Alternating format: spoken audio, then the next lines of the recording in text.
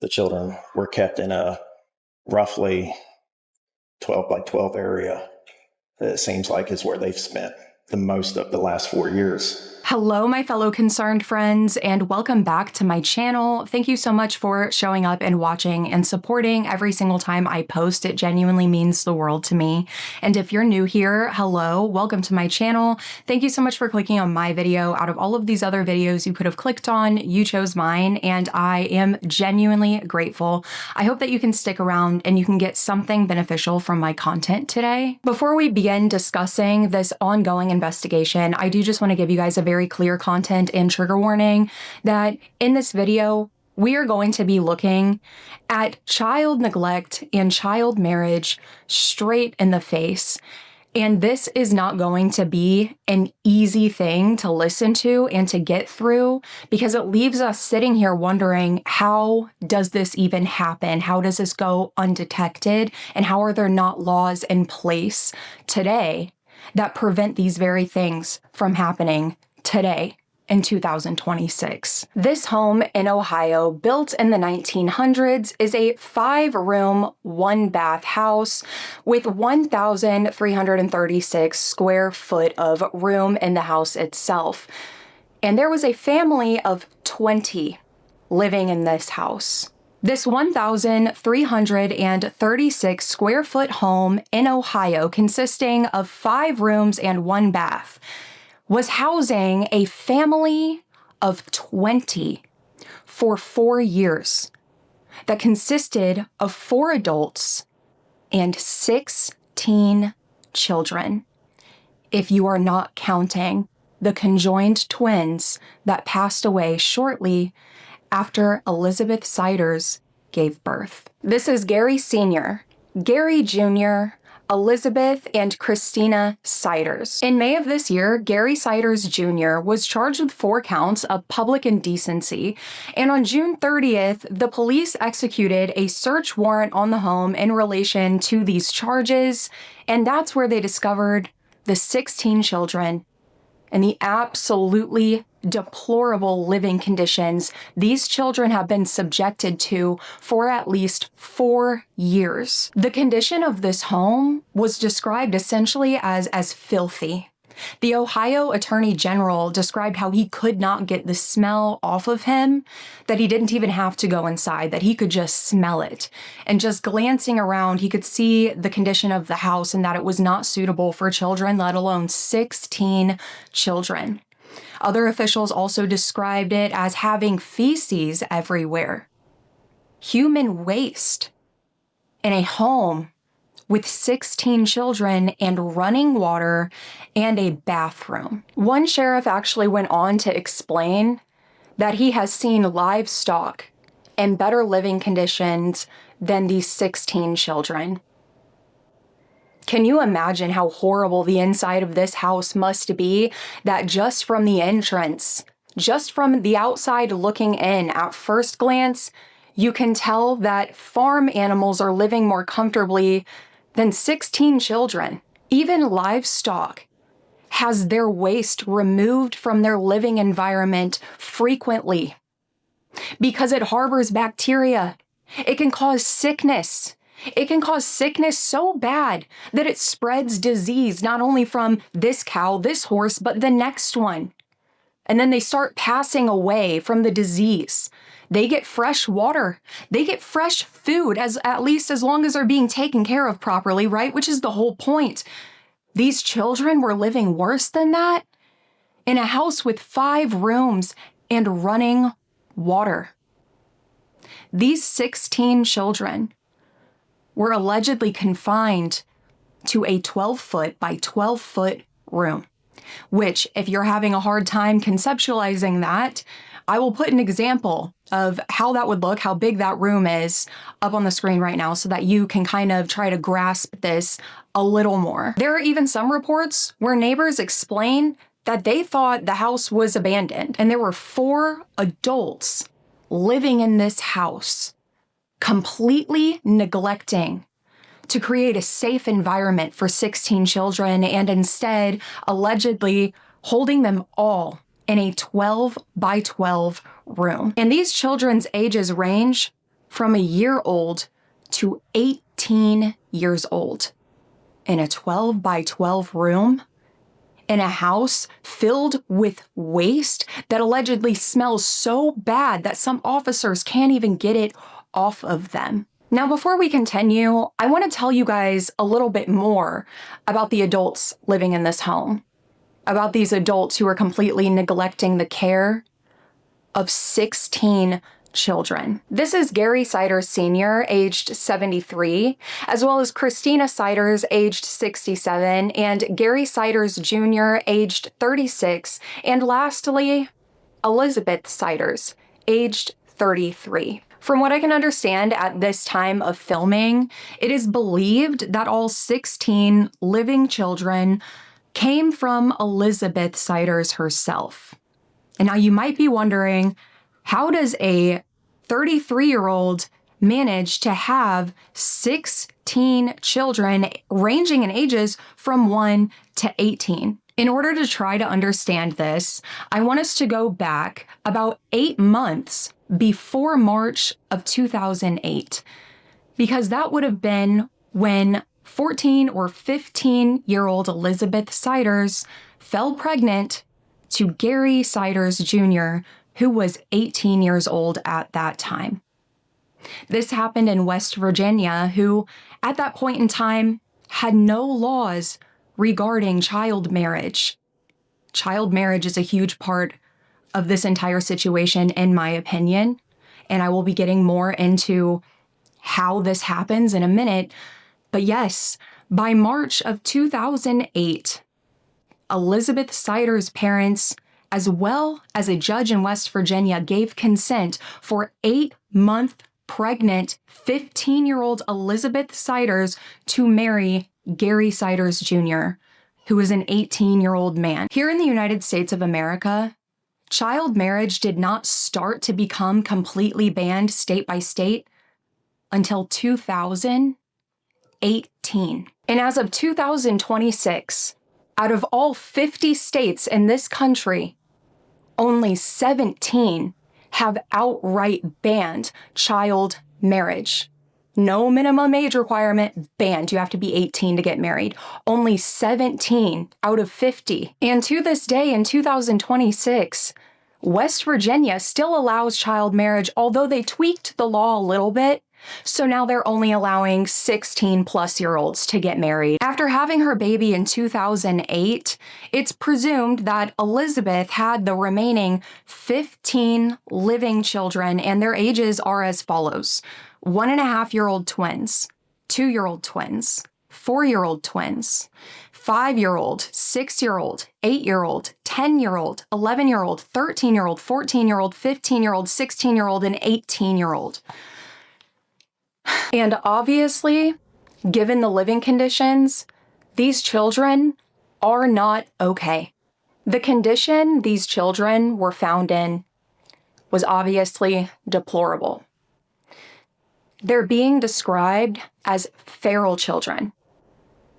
And that might sound really derogatory and offensive, but feral children are a very real documented thing that you can research and see many stories of children who were lost or abandoned, and even wild animals. Specifically, I've seen a lot of stories where this one specific monkey has helped take care of and kind of take under their monkey arm children and care for them until they're rescued, found out. These are very real stories.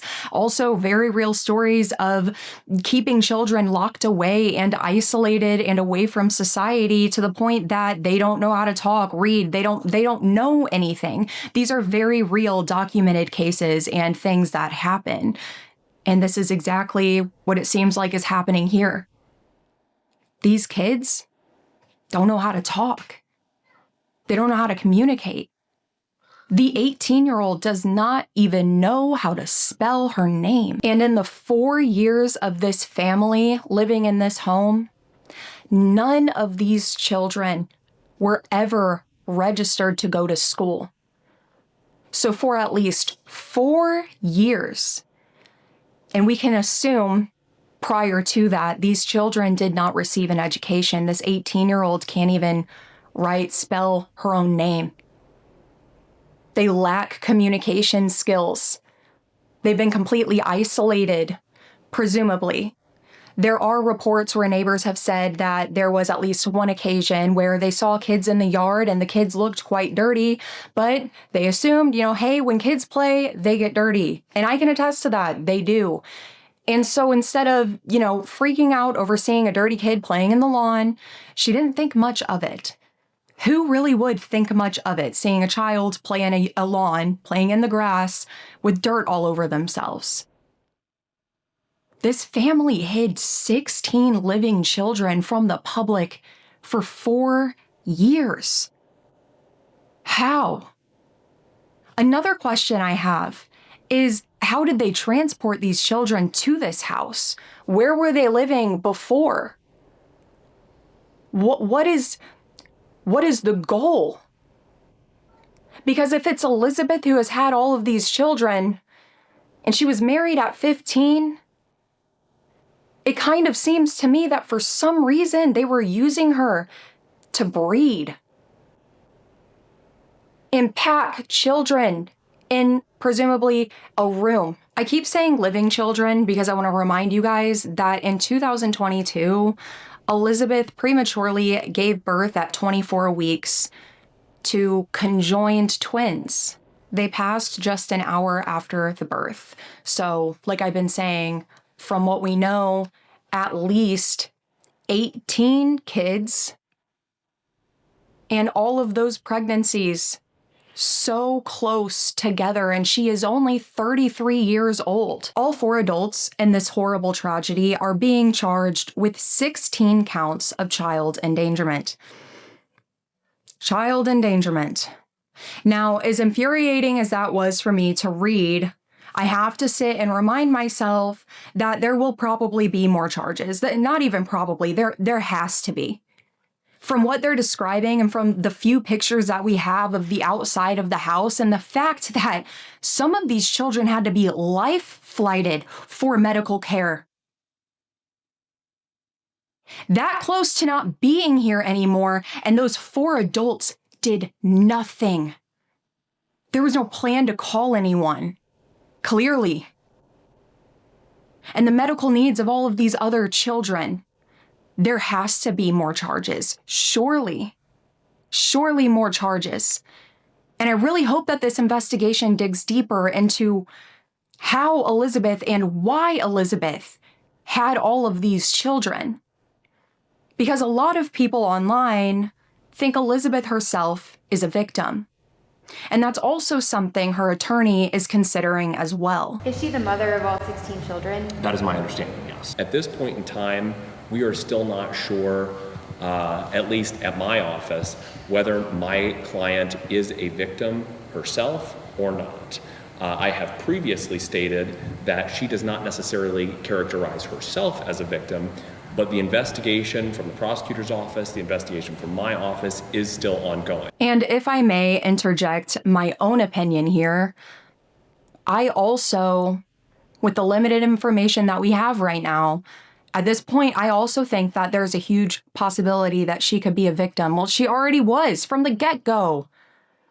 A 14-year-old pregnant, I'm assuming 14, I don't know when her birthday is. Sometimes you can go 9 months pregnant and stay the same age, but depending on your birthday and everything, a lot of times you will change age in pregnancy. So 14, 15-year-old, somewhere in there, gets pregnant by an 18-year-old. And then the parents are there supporting their marriage, and presumably, I guess, Elizabeth moves in with his family, and now back to back to back, almost every year afterwards, she's having children. Yeah. I think that there's something to that. I absolutely think that there is some sort of interfamilial abuse or cycles of control and manipulation and power, but I keep coming back to the question of why. Even if she isn't a victim, why did this happen? If it was her choice, if this is something that she was also in on, what was the purpose of just having as many children as you can? Why do that to children? And if she's a victim, like, I can't imagine the fear that she was living with every day, the helplessness, possibly not feeling in control at all. But on the flip side of that, I have seen people say things like, why didn't she try to get help? She was not being confined to that house. I mean, there's reports of people seeing her at a gas station. And so I've seen people asking the question of like, why didn't she go to the police? Why would she not tell somebody? And I also ask myself that, because I don't know if this was something that she was willfully involved in or not. If she was willfully involved in this and just as fine with what's going on as everyone else, then yeah, I mean, why would she get help? Why would she tell somebody? Of course, she's going to keep this secret, but if she is a victim, I can assume there's probably that level of fear that, well, what's happening now was going to happen, that she would be arrested, that she would be blamed, even though there's a possibility that none of this was in her control. She was forced to engage in these activities, possibly threatened if she told someone. Who knows? But that's something that we're not going to know until certain questions are answered and more comes out in this investigation. But regardless, that's not the most important thing here. The most important thing here is the fact that 16 children were being held in a 5-room home, presumably, possibly a lot of the time in a 12 by 12 room. And they must have not got any education, I'm presuming, at any point in their life, considering the 18-year-old can't even spell her name. Like, these kids had no way of advocating for themselves. I can't imagine how they were being raised. Were they just ignored? Were they just treated as like nuisances, as like flies flying around your head? Were they even talked to? Have these kids been hugged? Did they find their own way to communicate amongst each other and comfort each other? Whether Elizabeth is a victim herself in this situation or not will not fix the trauma that these children endured. 18 years old, going to be learning for the first time, presumably, things kindergartners and preschoolers learned. Phonics, ABCs, letter sounds, blending words, writing. At 18. Think about how far behind she is going to be, and not in a mean way, but because these adults took that away from her. Away from all of them. And for what reason? All 4 of them pled not guilty July 1st of this year, with their bonds being set at $300,000. However, Gary Sr.'s conditions had changed a little bit because on his way of being transported to the preliminary hearing, he had a fall and had a medical emergency, and he was taken to the hospital, where the hospital said he's going to need some specialized care outside of here. And being that he was being held, in that county's jail, in the Vincent County Jail, that meant that the county would have to pay for his medical expenses, and they determined that that would bankrupt the county, which is crazy. So they decided to release him on recognizance, which means, I promise I'll come back. So if his medical care is done before the trial, which to my knowledge as of right now has not been scheduled yet, then he has to wear a GPS monitor. That's all. And Gary Sr.'s lawyer decided to file a motion to see if Gary is even competent to be able to stand trial, if he can even, understand what happened, what is happening now, what is being said to him, what he's saying or agreeing to. So he's going to have to be examined to see if he can be able to be tried and stand trial, and go ahead and take accountability and answer the questions that need to be answered for the justice of all 16 of these children. So like I said, right now there is no scheduled court date, and they're just going to be waiting to schedule for the grand jury. Although later on this month, July 23rd, Gary Jr. will be going to a hearing regarding the other charges of public indecency. And as of right now, the children are getting care and being placed in safe, loving homes. A whole other layer of this. Because when I saw that, I immediately thought of the Turpin children, who experienced something very, very similar. Although they were at least allowed to learn and to read and teach each other. Like, how deplorable are these people to literally treat these children worse than livestock? However, when the Turpin children escaped, because they were handcuffed to their beds, chained up, when they finally told and were rescued, they were placed in homes that they report were sometimes even worse than the home they were rescued from. And that can absolutely happen. As a former foster youth myself, there were many homes and many circumstances and situations that happened to me in foster care that had me sitting there thinking to myself, maybe I should have just not said anything and just grinned and bared it until I was 18 years old and could just move out on my own. Many times. These kids are basically wild animals. As close to a wild animal as a human could be, I'm assuming, based off of what is being reported. They don't know how to read, talk, nothing. I am truly, truly worried about the care that they may be receiving in these foster homes. Because already, foster parents are, they advertise themselves as, we love kids with trauma, we want to be their safe place. We want to be the home that they heal in and they can feel love and safe to be themselves. And that sounds really, really awesome until you realize a lot of foster parents are not trauma-informed at all. And expect a child's behavior to completely change because you've given them what seems to be a more calm environment. That's not how this works at all. Foster children in general, coming from a home where they can go to school and learn, etc., all of those things already have behavioral problems that are being held against them, and they are being harmed because of things that they can't control and are not getting help with. We're talking about kids who can read and write and talk. That happens to them. It happened to me. I watched it happen. Some things happened to my foster sisters that made me scared to step out of line at all. And we can read, write, and talk. We can communicate. We can answer back. We can discuss behaviors. These kids can't.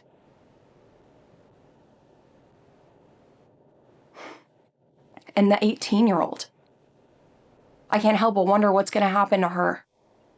She's 18. Are they going to allow her to stay with a foster family? Would a foster family be okay with that? And I really wish that there was a way they could have kept them together. Because from what it seems like, they had to separate them, which, I mean, logically, yeah, what foster home has enough rooms for 16 children, right? It's so tragic because those kids only had each other for, at least from what we know, 4 years. They only had each other. And now put yourself in their shoes, these kids who never were spoken to, we can assume, who never knew love.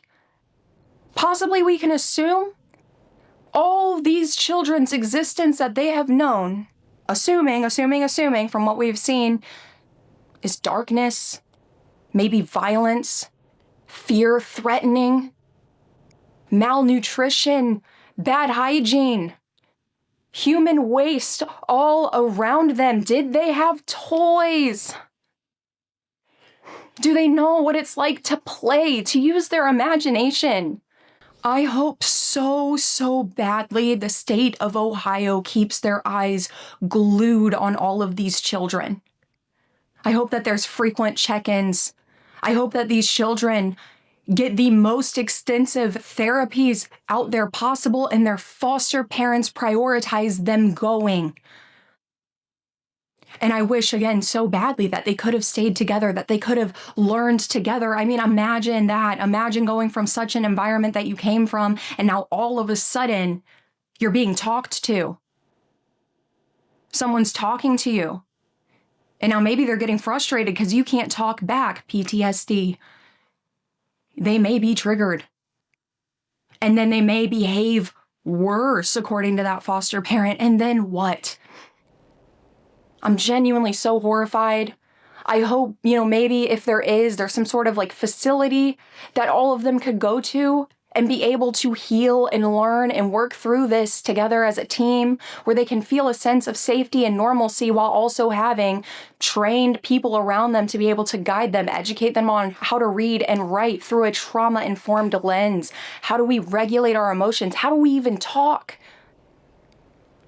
I wish that they could do it together. Obviously, I will be keeping my eye on all of this, and I will let you guys know updates as soon as they come out. Well, not as soon as they come out, because I'm not going to sit here and make a video every single time a little new piece of information has happened. But once enough new information has come out, I will let you guys know in a video. It's so tragic and it's so scary to think that this could be happening in your neighborhood. How many children are going through this right now? Here in America. How many children? Because this is obviously not the first time that this has happened. You can Google. There have been many, even in recent years, cases of children being found having been hidden. Some of them even used for breeding. I don't know what led those officers to discover that there were children in that house that day, but I am so glad that they took it seriously.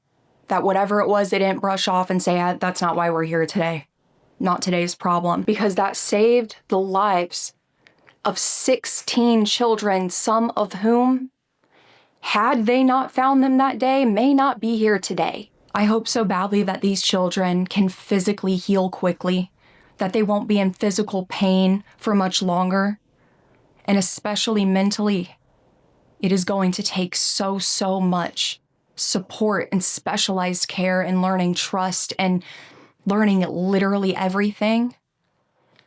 But I hope that they can get to a point in their life where they feel normal, where they feel like they can exist in the world, where they may not feel like an alien, where they may not feel like their only label and what they only ever will be is feral.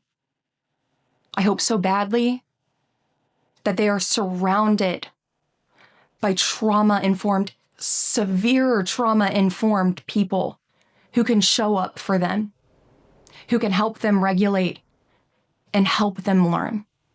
But that's all I have for you guys today. Don't forget to like and subscribe. And as always, I'm interested to know your guys' thoughts down below in the comments.